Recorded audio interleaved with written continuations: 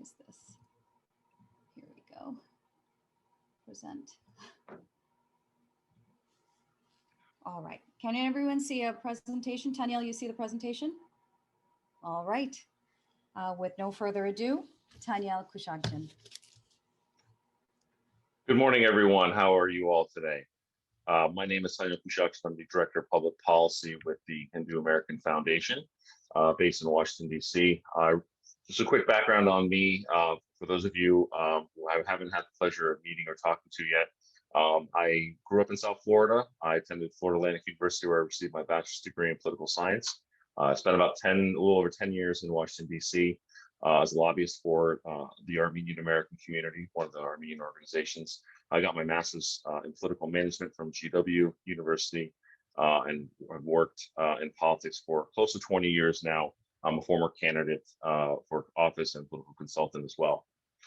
So it's really nice to meet everyone, and let's go ahead and get started with our presentation. So let's go. So quickly, we're going to read over the table of contents just to give you an idea of everything we're going to be talking about today. So do you see? I changed it on my screen. Do you see it? I still see the old screen. You don't. You see that? I don't see the table of contents. I still see the opening screen. Okay, I apologize for our technical difficulties here. 1 second. Sharing is paused. Okay, hold on 1 second. We will get this straightened out. I don't know why. Are you maybe? Would you like me to do it? Yeah, do you want to do it on your side? Thank you. My participant screen sharing is disabled. Oh my goodness. Who can share? There we go. Okay. Am I good now? There we go. Okay, great. There we go. Sorry about that. No problem. Okay. All right, so can everyone see the table of contents? Yes. Our program today? Okay, great. All right, so first we're going to start off with remarks from our special guest, Assemblymember Jennifer Rajkumar. Then we're going to go over briefly how a bill becomes law in the state of New York. And a lot of this briefing is going to focus on process and some history. So the third section is going to be focused on the legislative motivations and procedural history with this resolution, where it started, how we got here, and where we are today. Then we're going to go through both the concerns of the Jewish American and Hindu American community. Then we'll conclude with next steps in the Q&A for everyone. So I'll go ahead and turn it real quick over to Suhag to introduce herself, our executive director, to introduce a little bit about HAF, because I know we have a lot of folks on the call today that have never been part of HAF, haven't been part of our programming before. So I'm going to turn it over to Suhag and let her talk a little bit about HAF real quick to give you a brief intro. Thank you, Tanyel. Hi, namaste. My name is Suhag Shukla. I'm a co-founder of HAF, as well as its executive director. So for those of you who might not be familiar with the Hindu American Foundation, we are a national, nonprofit, nonpartisan advocacy organization. We have 13 full-time staff and an office in Washington, D.C. And we're the only Hindu American advocacy organization on Capitol Hill. We work to represent the interests of Hindu Americans with federal, state, and local governments. And we are not a political action committee. So we are not able to endorse candidates or contribute funds to political candidates. HAF focuses on two things primarily. We educate the public about Hinduism and Hindus, and we advocate for policies and practices that are important to the community. We work with and through the community to achieve our mission of promoting dignity, mutual respect, and pluralism in order to ensure the well-being of Hindus and that all people and the planet thrive. The issue of Senate Bill 2727 in the New York Assembly is a perfect example of how you and HAF can come together, as well as how education and advocacy come together in a very powerful way. Before we get into our presentation, It's our great honor and privilege to have with us today Assembly Member Jennifer Rajkumar. She is the first Hindu American to have been elected to the New York State House. She's energetic. She's already accomplished so much at a young age, and she's been a public servant, a fierce advocate for working class Americans, for women and immigrant communities, as a public interest attorney, as a professor of political science, and now member of New York State Assembly. We're honored to have her join us. Assembly Member Rajkumar. Thank you. Namaste. Greetings to all Indian Americans and Hindu Americans across the country.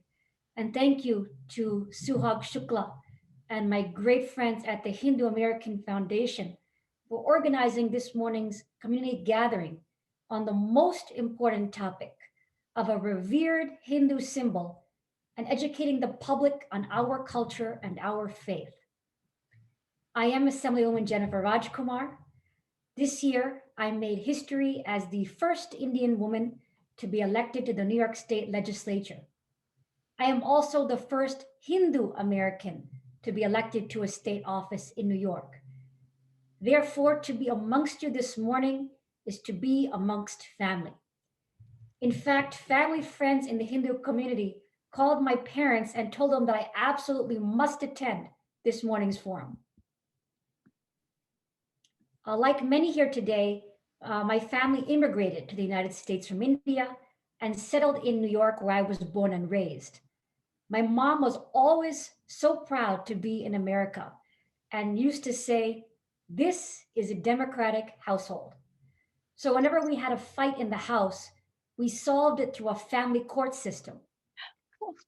We would all gather in the kitchen, and one person would be a lawyer for one side, one person would be a lawyer for the other side, one person would be a judge, and we would argue it out. That's how I grew up, and I considered that normal. Years later, I became a lawyer, and my mom still wonders why. I became a civil rights lawyer to honor all the opportunity this country gave my family.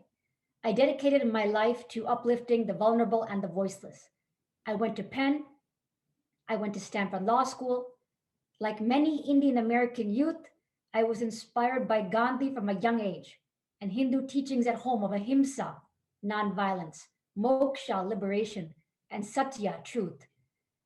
When I ran for state assembly last year against an 11-year incumbent, people said, "You're a nice girl, but you have no shot." But we won. And not only did we win, but we won by the largest margin of any challenger in the state that cycle. And I won through the support of many here in the community this morning who had the faith in me and supported me from the beginning. It was a tough fight, and throughout it, my Hindu faith guided me. I've often thought of Ram, who needed friends and allies to achieve the goal of defeating Ravan. I felt sometimes like Hanuman carrying the mountain. I also won because I humbled myself before the people and met voters one at a time. I knocked on the doors of voters, even in the freezing cold. I remember shaking a voter's hand on a cold night, and my hand was like an icicle that nearly fell off in their hand. I met the entire electorate, single mothers struggling to get by, parents who lost a child to drug addiction, and young immigrant youth with high aspirations and goals. Now I am the people's elected state representative, and it is an honor and privilege to serve them every day. I want you all to know I am ready to lead and to help the Hindu American community become a powerful force in New York State and across the country. The time has come for our community. We are entering public service like never before. President Joe Biden appointed 55 Indian Americans to his administration in his first 50 days in office. President Biden himself, with his trademark good humor, recently said, "Indian Americans are taking over the country." In my first 2 months in office, I have already co-sponsored over 30 pieces of legislation and authored my own bill. I used to work for the governor of New York, directing immigration for the state. I am ready to lead. One of my goals is to help make Diwali a school holiday in the state of New York this year, a goal of our community, which has been a long time in the coming, and the time has come. Every other major religion has their holiday as a school holiday. Hindus should as well, because our community simply has so much to offer to the diverse fabric of America and to the well-being of all people. Hindus have always promoted interfaith harmony and unity.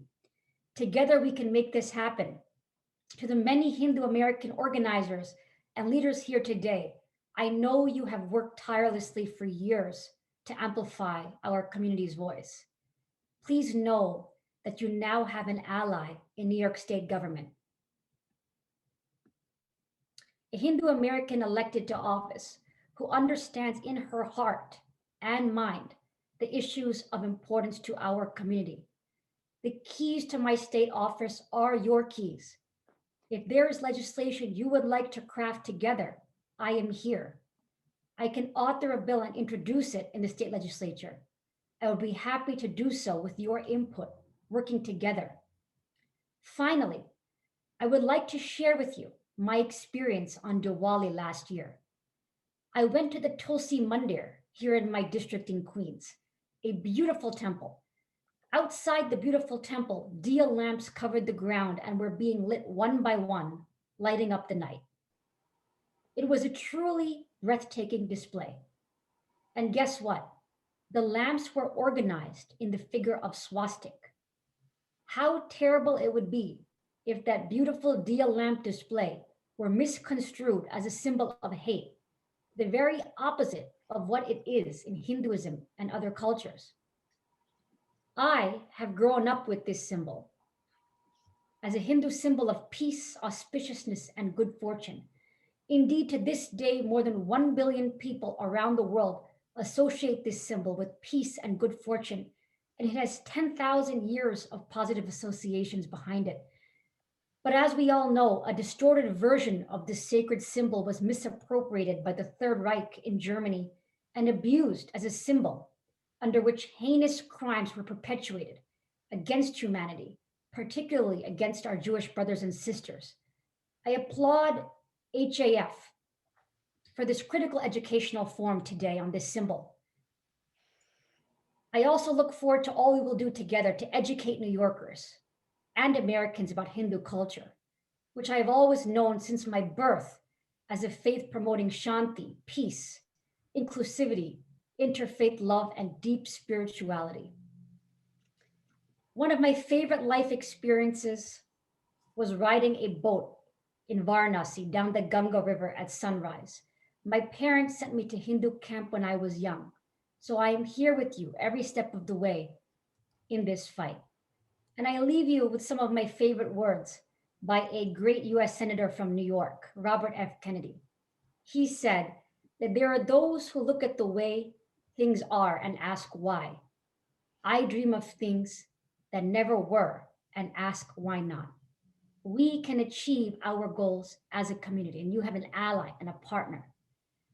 Finally, as your new New York State Assemblywoman, I have the honor of presenting a citation of honor from the New York State Assembly to Suhag Shukla, the Executive Director and co-founder of the Hindu American Foundation. And for Miss Suhag Shukla Esquire, this certificate is for you for steering the Hindu American Foundation to being recognized as a leading voice for civil rights, human rights, and religious freedom. As one of the leading faith leaders in the country, Ms. Shukla works directly with educators and journalists to ensure accurate understanding of Hindus and Hinduism. She leads HAF in promoting dignity, mutual respect, and pluralism in order to ensure the well-being of Hindus and for all people and the planet to thrive. Congratulations. I will mail this citation to you, and I look forward to the rest of this morning's program. Thank you, Assembly Member Rajkumar. That's quite an honor, unexpected, and I stand on the shoulders of many staff members who make the work at HAF possible, our board, our volunteers, our National Leadership Council, and of course, our supporters who have been with us and without whom we would not be able to do what we endeavor to do. So thank you so much. And we will now move on to the rest of our program. Tanya? Sure, thank you, Suhag. So we're going to go through go into the weeds here a little bit, because this is a special briefing on New York's State Assembly. We're going to start with the basics, because a lot of people we've spoken to are still unfamiliar with some of the basics. So we're going to go quickly through some of the basics, get into the weeds on where this bill is, has been, and move forward from there. So how does the bill become law? Suhag, do you want to start on this side? No, go ahead. Go ahead. Sure. So even though that there's a pandemic and government buildings are closed, the work continues. And for a new law, once it becomes drafted, it becomes either a resolution or a bill that gets signed into law. Resolutions are simply symbolic resolutions, whereas a bill actually becomes a law. And a bill must be introduced by a legislator or by the committee, one of the standing committees in the State Assembly and the State Senate. The bill is reviewed by the appropriate committee. Once the bill is introduced, it is then directed to or submitted to appropriate committee. If it's a financial bill, it goes to the finance committee. If it has to do with education, it goes to the education committee. So this bill was actually filed, even though we're talking about symbols and hate symbols, it's an education bill. So it goes to the education committee where it gets voted on. And then if it passes one chamber or the other, it goes to the other chamber for passage. And if there's any differences between the legislation, sometimes there are differences between this House and Senate versions of the bill. Could be funding levels, could be some of the mechanics of the bill. And if there's any differences, they are ironed out and then sent back to their respective chambers for a vote. And if the bill passes identically in both houses, is then governor to be signed into law. It doesn't have to. The governor doesn't have to sign into law, but it is sent to the governor to be signed into law. We're going to go over process here a lot, because and you'll understand at the end of the presentation why the process is so important to getting right in order to be successful in our advocacy efforts. Suhan, do you want to start here, or do you want me to just keep going? Go ahead, just keep going. I'll Okay. take over at the swastika slides. Sure. Yeah. Got it. Okay. So educate yourself on the issues first and foremost. And I think everyone on this call here has educated themselves on the swastika, on the history of it. So that we're not going to talk too much on the history of the swastika. We're going to talk about what we're doing here today and what's going on in New York. So we need to educate ourselves on advocacy, on the legislative process, on how these things work, how to change things, how to stop bad things from happening. In fact, that's what a lot of lobbyists and advocacy professionals do, is stop bad things from happening. The second part is for the community to be engaged in the American democratic process. Register to vote, then actually vote, because a lot of people register but don't actually vote. So please vote. It's very important. And I'll explain why. Volunteer on a campaign if you're interested. Contribute financially or volunteer on a local race. Local races are so important. As a assembly member said, in fact, your county school board is probably the most important body that impacts you and your family directly. But then you also have, your mayors and city councilmen, county commissioners, school board, state rep, and of course your congressman. Also, for those of you who are like to write, or journalists, or work in the media field, sometimes that's your strength. You prefer to reach out to letters or write letters to the editor, or you prefer to talk to the news lady, the anchor that's on your news show every Sunday morning when you get your cup of coffee or your chai. So communicate with local reporters, reach out to TV stations, establish relationships. It's very, very important that you do that. And perhaps you maybe already know one, and build that relationship, develop it over time, keep in touch with them, check in, let them know what you're doing, let them know what's going on. And then when you're prepared to actually advocate on something, you already have a built-in relationship. And this is where messaging is very, very important. You must use clear, concise language and stay on message as a community.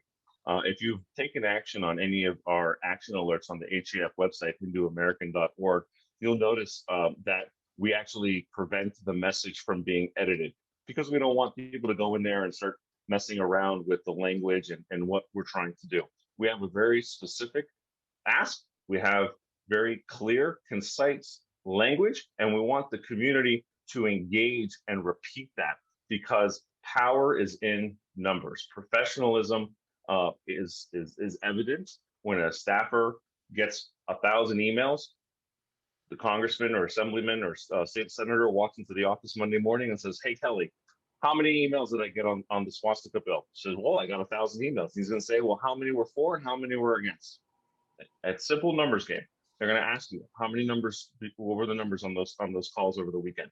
And if it's 600 to 400 against us, then we're losing. And if it's 600 to 400 with us, then we're winning. It's a simple numbers game. So now we're going to get into the two bills. There actually now have been filed in the state Senate and the state House, two bills on the swastika, just like last year. This year, we're in a new year, we're in a new session. So any bill that did not get signed into law last year is not, it has to be reintroduced in the new year and in the new session. So last year, we're going to go over, Senator Kaminsky introduced S6648. He did so with 4 other co-sponsors, that's 5, and 15 people ended up, other state senators ended up co-sponsoring it. That they put their name on the bill. So 20 out of 63 senators, a third of the state Senate, put their name on this bill. And it was introduced in August of 2019. A few months later, in January, it passed 13-0. And then 6 months later, in July, it passed 59-1. The state assembly bill, a version introduced by Mr. Levine, was introduced with 6 co-sponsors, and it was killed by HAF committee, and we'll talk about that. So I point these numbers out because I want you all to know how much bipartisan and broad support this bill had last session.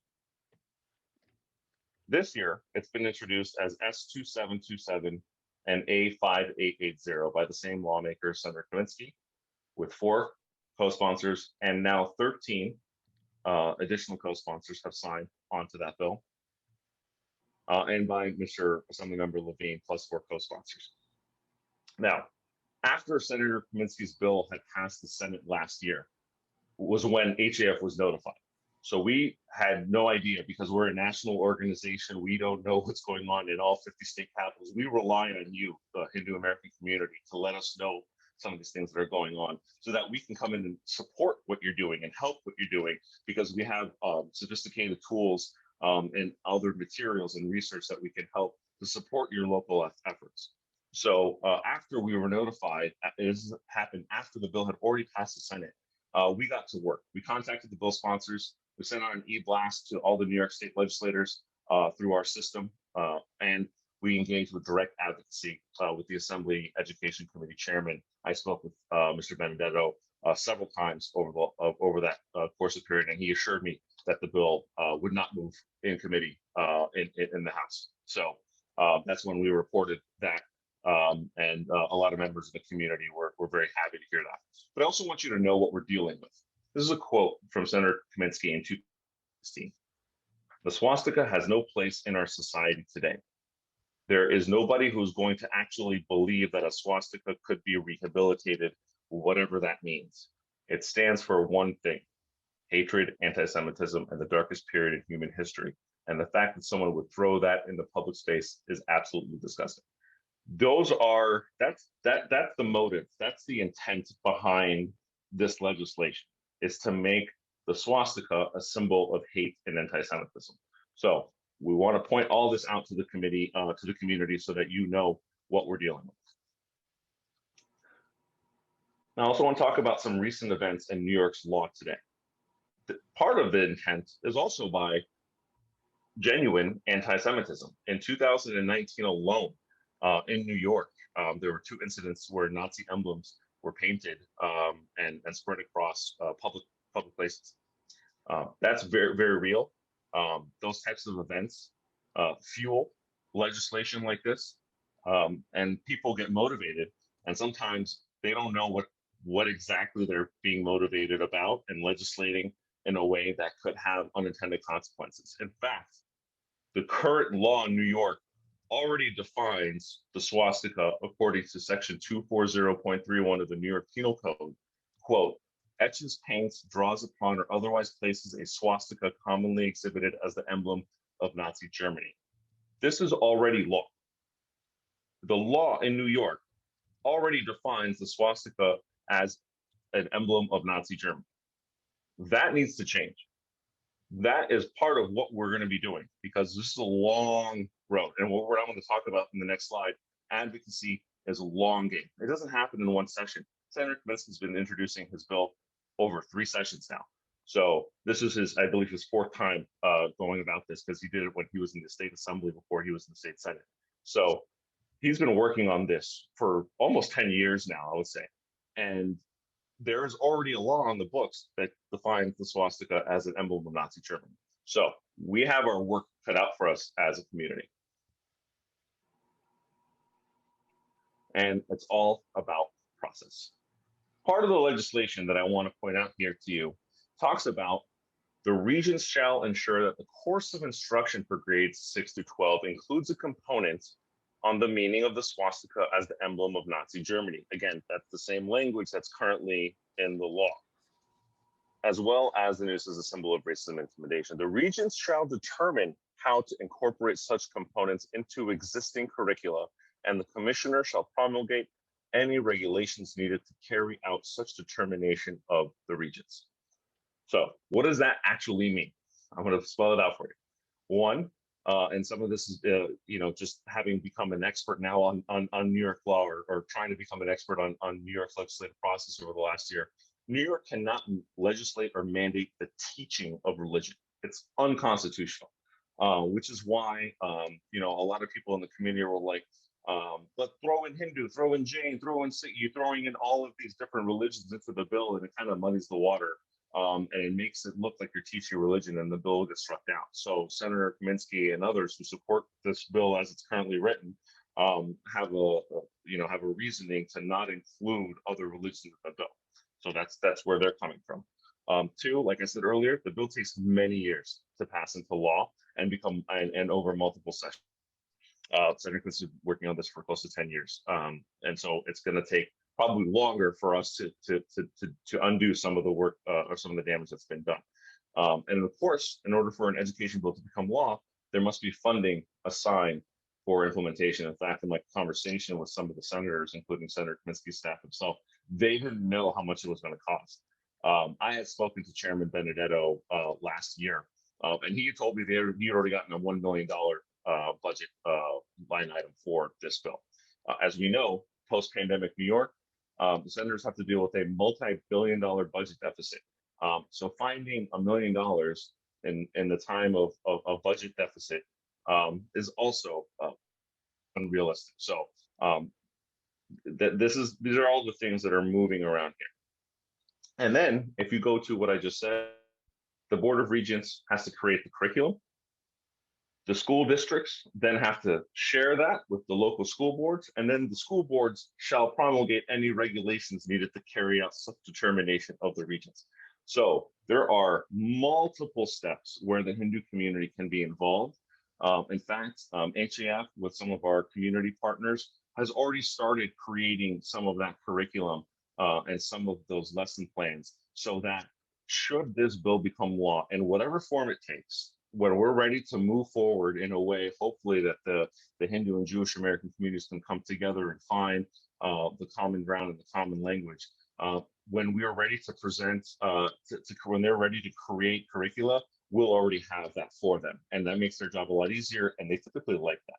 So so that's the process. Now, of course, this can also end up with legal action. because if you're discriminating against someone and calling a symbol a religious hate symbol, then you open yourself up to lawsuit. And as you all know, HAF is currently involved in a case in California, and we would hate to see another one in New York. But it's very important that the legislators in New York understand what's at stake. So I will turn it back over to Suhag now to talk about, and please put your questions in the, we'll try to answer them at the end. Thank you, Tanya. So that was a really comprehensive presentation, and oftentimes, you know, for our community, which is a largely immigrant community, we know the process, we learn about it when we're taking the naturalization exam, but after that, we get busy in our day-to-day lives. And, you know, these processes are complex, and there's a lot of moving parts, there's a lot of interested parties that are weighing in on these processes. So hopefully that is helpful for everyone to get an understanding of how long it takes, what it takes, and how you can be a part of it. Now, these two bills specifically have really brought two communities that otherwise have had positive relations kind of head to head. We have the Hindu and Eastern positive understanding of the swastika as a symbol of peace and auspiciousness. And that's colliding with the Jewish and Western association of the Nazi emblem, which has inaccurately been called the swastika, with the murder of over 6 million Jews and others during the Holocaust, and as a continued expression of hate.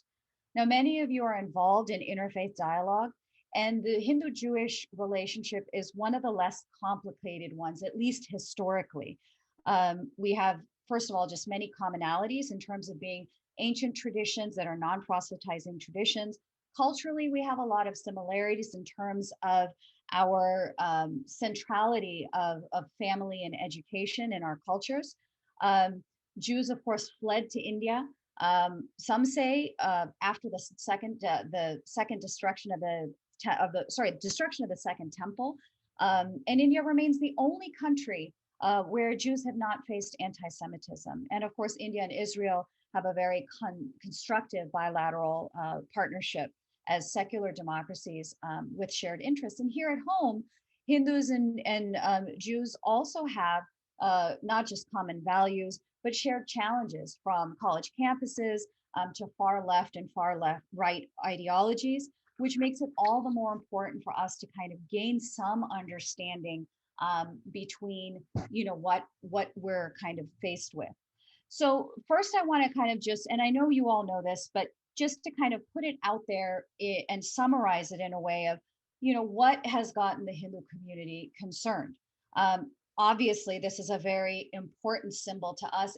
Yes, it's ancient, but it's a living symbol. The first thing we do when we start a puja or ritual for any positive endeavor, whether it's a marriage or starting a new business or moving into a new home, or even just in our daily practice, the first thing we do is we draw a swastika on a coconut or on an altar or whatever the case may be. And this is the case not just for Hindus, but for Jains as well as for Buddhists. So when you have the state of New York insisting on teaching the swastika as a symbol of hate in public schools, there's going to be unintended consequences. First, the first concern is that what impact is it going to have on our children? And I'll talk a little bit about our bullying survey in just a minute. But beyond the bullying of our children and the mental well-being of our children, who there's hundreds of thousands of people of Asian Indian origin in New York, so we're talking about large numbers. But what impact does that have on the family? If your children are learning about a symbol in one particular way at school, and then you are trying to uphold your pujas and other things that we do in the home, they're getting mixed messages. And study after study shows that one of the larger influences on our children are their peers and what they learn at school. And that is the counter to what we're trying to do with our children at home. Next slide, please. In 2014, HAF conducted the first ever survey of Hindu American children and incidents of bullying. Now, when these are direct consequences of when schools teach inaccurate information about religion. And all of us here are very well familiar and have firsthand experience with the stereotypes and inaccuracies that surround the teaching of Hinduism and India.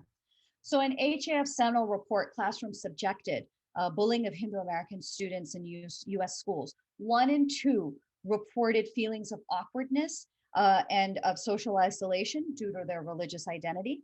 1 in 3 students surveyed reported feeling bullied for their religious beliefs. And 1 in 8 said that teachers made sarcastic remarks about Hinduism in front of the class. You can imagine that if this law passes in its current form and teachers mandatorily, compulsorily have to teach that the swastika is a symbol of hate, that you're going to have teachers or even students saying, why don't you just dump your stupid symbol, or calling children Nazis. Many of us who grew up in this country have faced those sorts of bullying tactics. And that's why it's all the more critical that we take action. And it's important and so encouraging to see the way in which the community has really activated itself.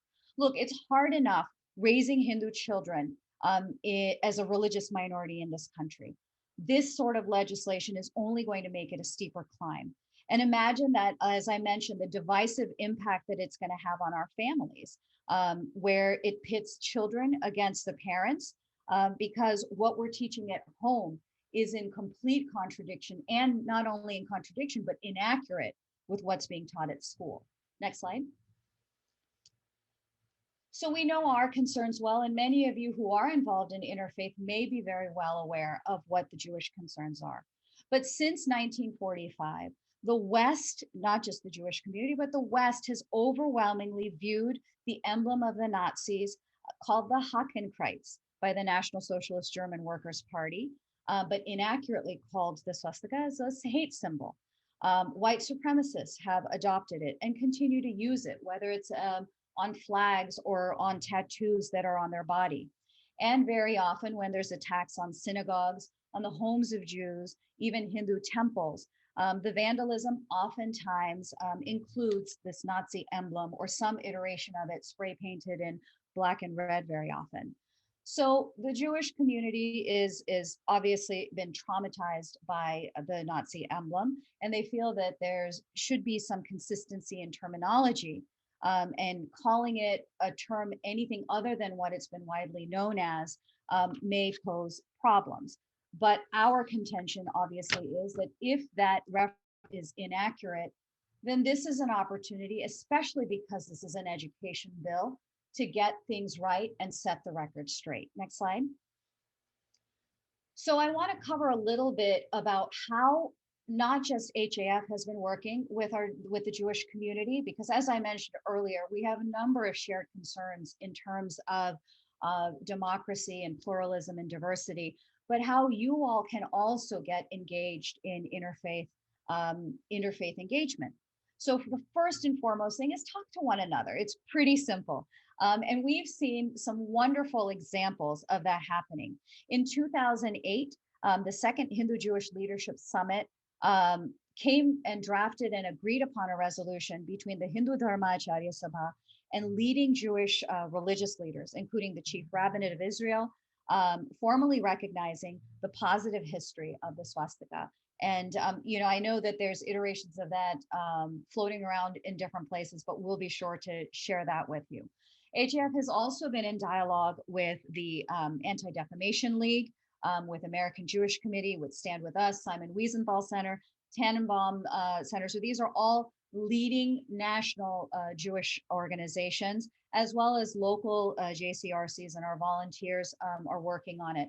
We've been in conversation on a number of things. One, how might we see how we might improve the bill, because the bill in the current form is too divisive, it's inaccurate, and it is going to create problems for the Hindu American community and may have constitutional concerns, as Tanyel mentioned, both in terms of equal protection as well as free exercise and our ability to maintain our religious freedom. So we're talking about how can we work together on improving the bill.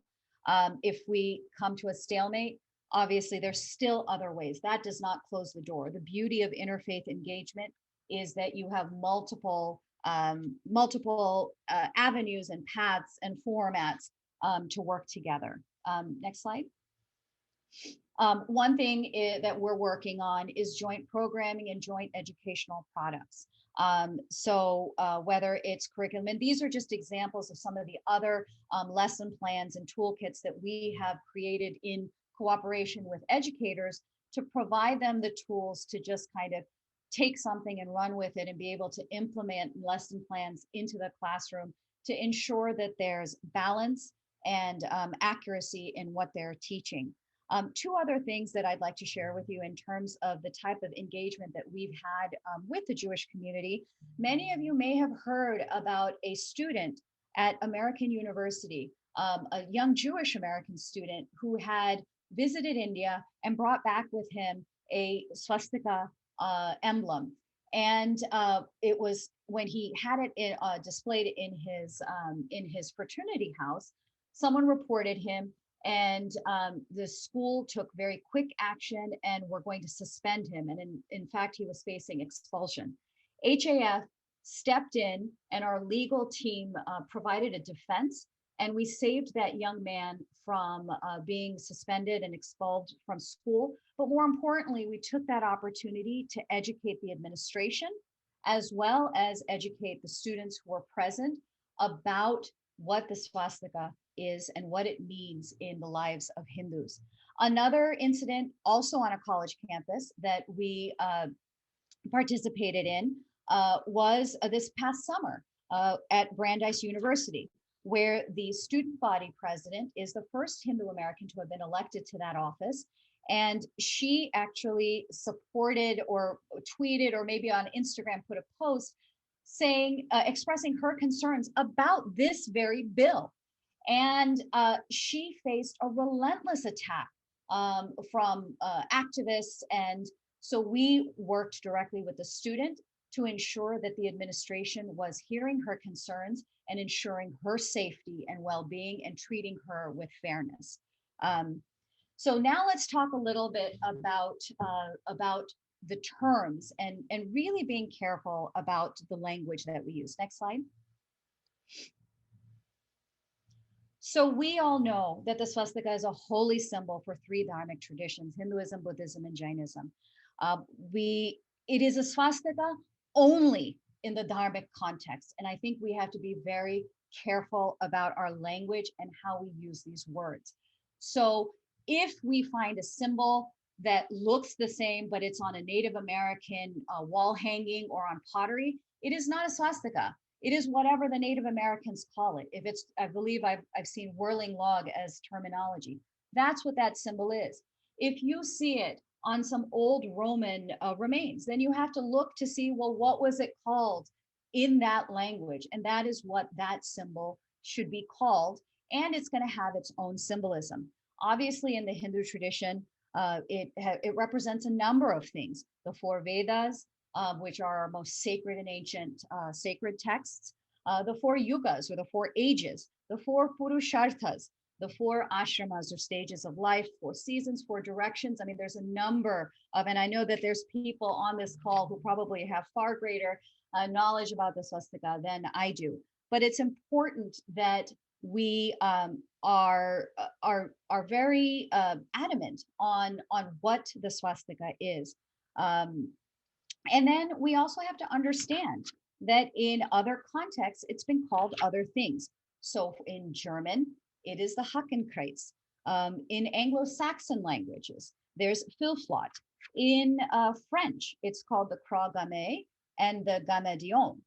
In Italian, the Croce Ucinata. The list goes on. In Japanese, it's Manji. So the point is that if we're talking about an education bill, it is imperative that language and what we teach our children is accurate. Why? Because we live in an increasingly diverse and pluralistic democracy, and the world is only getting smaller. Our children might be working overseas. Absolutely, they will be working with people who have come from overseas, And the last thing we need to do is to continue to contribute to the stereotype of the ignorant American. Next slide. So Hakenkreuz, and I hope I'm doing justice. I took Spanish, not German, in high school. But the fact is that if you look up the German, the original Mein Kampf, which was Hitler's manifesto, he does not refer to the emblem that he selected, hand selected for his flag, as the swastika. He calls it the Hakenkreuz. In fact, it's mentioned, I think, 7 to 9 times. It wasn't until some of the early translations that instead of translating it for what it means, which is hooked cross in German, it was translated as the swastika. This is easily available, Mein Kampf. You can find versions of it online, and you can do a text search and see this is not something that is up for debate. The other thing is that there's a number of theories on how Hitler came upon adopting the Hakenkreuz. And these things are also important in terms of what's the purpose of history, first of all, and learning about history. Oftentimes it's to know our past, but it's also to ensure that whatever mistakes have been made in the past, we're not repeating history. So it's important for us to know. So some scholars have traced Hitler's exposure as a young child growing up in a Benedictine Catholic monastery, where the swastika, or not the swastika, but this hooked cross rather, was part of the coat of arms. And so he saw a symbol like this throughout the monastery where he grew up. Other scholars have said that that there was he was a member kind of a popular racist movement that sought to find a pre-modern German identity and latched onto an idea of a mythical Aryan race. Now, even Aryan and the misappropriation of that term is an opportunity for education. Arya appears in our Vedas, and it is an adjective for noble one. It is not a noun describing a race or people. So again, these are all opportunities to educate. And if there's going to be an education bill seeking to educate people about the Nazi emblem, and the Hakenkreuz, it's also important that where there's a mistake, because it's mistakenly been translated as swastika, that we also include what the swastika is and this sort of history behind it. So accuracy in terminology is critical. Accuracy in the history is critical. And New York legislators need to also recognize the fact that history thus far has largely been presented through a white Western European lens at the expense of all other perspectives. And that is no longer acceptable. And compulsory education on history and meaning must balance and center multiple perspectives, and specifically in this case, the Hindu, Buddhist, Jain. We need to bring Native Americans to the table, and any other culture for whom a symbol that for us is the swastika, for them it might be the whirling log or whatever it is, and get a full understanding of what this symbol can mean to different cultures and contexts. To do otherwise is going to shortchange 1.2 million children attending New York's public schools and puts in harm's way hundreds of thousands of New York Hindus, Buddhists, and Jains. Next slide. So what can you do? And this is where HAF or any organization, we know Kona's been active on the ground, cannot do it alone. This absolutely depends on your activism. So what are the different ways that you can get involved? I'm going to share a couple of resources. First and foremost, let's educate ourselves. Let's educate our children. Let's educate not just within our families, but within our communities and within our balvihars. Let's make sure that our children are armed with the knowledge of what the swastika means to our tradition. Next slide. These are resources that we've created. And this particular one, 10 Things You Need to Know About the Swastika, is hands down the most visited, highest performing page on our website. Every year we're looking at 80 to 100,000 page views. That was just last year alone. So there is a thirst for knowing what the swastika means. And so this is an opportunity for us to use the resources that we have provided on our website. This article right here is kind of a call to action. Learn about what you can do. One of the things that I was disturbed by was that I was part of a temple where someone had proposed a resolution in the temple because they had been very involved in interfaith to say, let's stop using the swastika in our religious practice. And luckily, that resolution did not pass because you cannot you cannot lose an opportunity to educate. And when something is so core to our tradition, something that for thousands of years has had positive meaning, it is all the more important for us to educate our neighbors and our friends, and especially in the interfaith for us. So engage in constructive conversation and cooperation, and continue to share these sorts of resources. And don't shy away from using the swastika. It is an important and positive symbol. Symbols have power, and we can overcome the challenges of this bill together. Tanielle?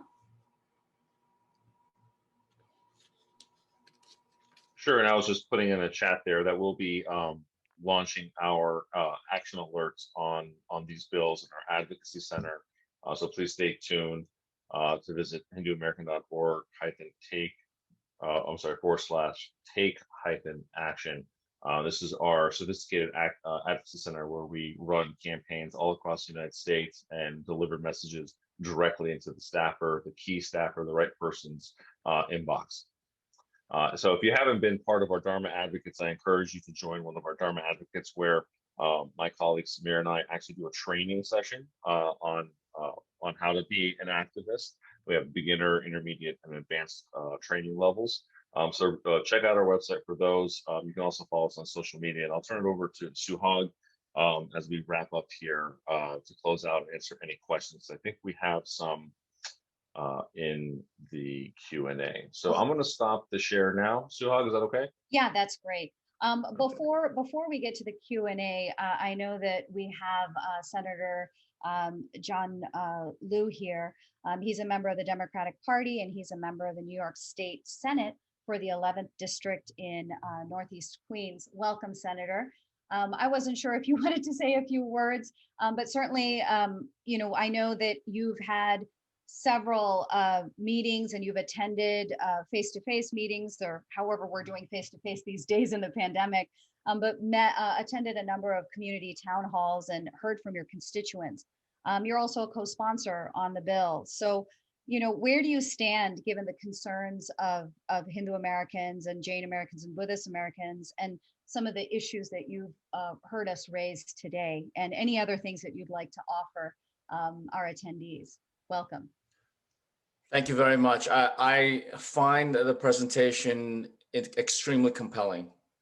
And as I confessed yesterday in another Zoom about this very issue, having grown up in New York's public schools ever since kindergarten after I immigrated here from Taiwan, it was not until yesterday that I understood the 10,000-year history of the swastika and how the Western orientation of that symbol has been very, very myopic. So I appreciate some of the comments made about my colleague, Senator Kaminsky. I do want to assure everybody here that because the comments were taken as it sounded like an intentional offense to the Hindu American and Indian American community, which I haven't spoken with Todd yet about this, which I certainly will tomorrow when I see him. But it is not, I cannot imagine him or any other member of the New York State Senate intending to impart any kind of offense or insult to anybody. This is, I think, a very important issue. As I stated in yesterday's Zoom, it is an issue that goes far beyond this particular bill. This is about, as you said, educating the children of New York, and I would dare say the children of America, and by extension, perhaps the children of the Western world, about what the meaning of swastika is. But I also appreciate the sensitivities that a number of people have already mentioned, that because of the terror and the horror of the Nazi regime and the killing, as you mentioned, of 6 million Jews during the Holocaust, it has become a symbol that is inextricably linked to the Holocaust and anti-Semitism. So I see an opportunity, a challenge, no less, but an opportunity to bring people together and also to correct some of the inaccuracies that we see firsthand. The reason I know about the swastika is growing up in New York schools and never being taught or seeing in any books that this was a 10,000-year-old symbol of peace, of auspiciousness. And so, you know, in my 54 years of life, it took until yesterday to find out the true meaning. So I will work with Assembly Member Raj Kumar, who we're all very proud of. Yes. And we'll make sure that the bill, if there is going to be a bill, correctly reflects history and is not offensive, but actually supports all communities involved. I have every faith and confidence that that can be achieved. Thank you so much. Thank you so much. So I will just now thank you for coming and thank you for those words. Really appreciate Well, it. Dr. Urmilish, Thank you for listening. made sure I was going to be on. So yes. and thank you, Dr. Arya. I'm not able to upgrade to the panelists right now, and we're running out of time, but I do want to answer some of these questions here. First, does the law distinguish between teaching religion versus teaching about religion? Very good question, and yes, it is. So we can teach about religion, the constraints of the First Amendment and the state not endorsing any particular religion. Of course, all religions have to be treated in an equal manner. So there are fine line differences, and that's what we have a legal team. I myself, I'm a lawyer by training, and so our educational materials are very keen to what that fine line is between teaching religion and teaching about religion. So we're going to make sure that any curricula that we create around this kind of finds that balance.